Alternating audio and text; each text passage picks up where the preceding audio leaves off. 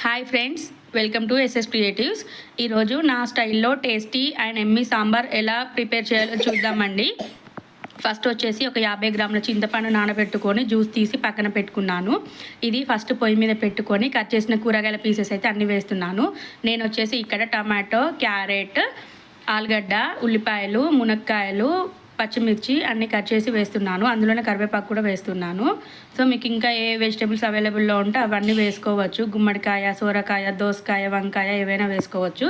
So ఇవన్నీ వేసాక ఒక చిటికెడు మెంతి పొడి అయితే వేస్తున్నాను. మెంతి పొడితో టేస్ట్ అనేది చాలా బాగుంటుంది సాంబారు. నెక్స్ట్ వచ్చేసి ఇందులో ఒక 1 టేబుల్ స్పూన్ సాంబార్ పౌడర్ అయితే వేస్తున్నాను. తర్వాత ఇంకొక 1 టేబుల్ స్పూన్ ధనియాల పొడి కూడా వేస్తున్నాను. తర్వాత వచ్చేసి ఒక 1/2 టేబుల్ స్పూన్ పసుపు వేస్తున్నాను. పసుపు వేసిన తర్వాత 2.5 టేబుల్ స్పూన్స్ ఉప్పు అయితే వేస్తున్నాను. ఉప్పు వేసినాక ఇంకో 1 టేబుల్ స్పూన్ కారం అయితే వేస్తున్నాను. పచ్చిమిర్చి ఓన్లీ 2నే తీసుకున్నాను. సో కారం కూడా వేస్తున్నాను. వేసి ఇవన్నిటిని ఒకసారి మంచిగా కలుపుకోవాలి. ఇవి కొంచెం హీట్ అయ్యాక ఒక హ్యాండ్ఫుల్ ఆఫ్ పుదీనా ఫ్లేవర్ కోసం బాగుంటుంది పుదీనా వేస్తే. సో పుదీనా కూడా వేసుకొని సాంబారు ముక్కలు ఉడికేంత వరకు బాగా మరిగించుకోవాలి. సో ఇక్కడ చూస్తున్నారు కదా సాంబార్ అనేది బాగా మరుగుతుంది. సో నెక్స్ట్ వచ్చేసి బెల్లం తురుము. ఇది పూర్తిగా ఆప్షనల్. మీరు స్వీట్ ఇష్టం తింటాం అనుకుంటే వేసుకోవచ్చు, లేదంటే స్కిప్ చేసేసుకోవచ్చు. సో తర్వాత ఉడికిన కందిపప్పు కూడా వేసి కలుపుకుంటున్నాను.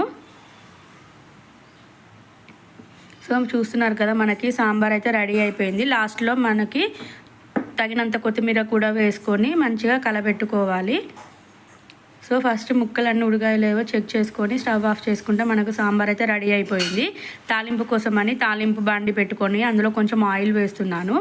ఆయిల్ వేసి ఆయిల్ మంచిగా హీట్ అయినాక అందులోకి కొద్దిగా జీలకర్ర, కొద్దిగా పోపు గింజలు అండ్ కొంచెం వచ్చేసి ఎండుమిర్చి గింజలు అండి. వీటితో టేస్ట్ బాగుంటుంది, అది కూడా వేస్తున్నాను. ఇందులోనే కొంచెం ఇంగువ పొడి కూడా వేసాను.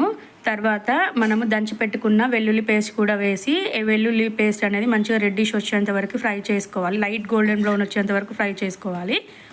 లాస్ట్లో కరివేపాకు కూడా వేసి స్టవ్ ఆఫ్ చేసుకుంటే మనకి తాలింపు అనేది రెడీ అయిపోతుంది. రెడీ అయిన తాలింపుని సాంబార్లో వేసుకుంటే మన టేస్టీ అండ్ ఎమ్మీ సాంబార్ అయితే రెడీ అయిపోయింది.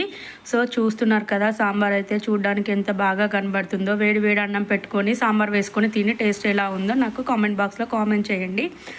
So friends, please like, share and subscribe. First time చూస్తున్నట్టయితే మీరు కూడా నా ఛానల్ని సబ్స్క్రైబ్ చేసుకోండి.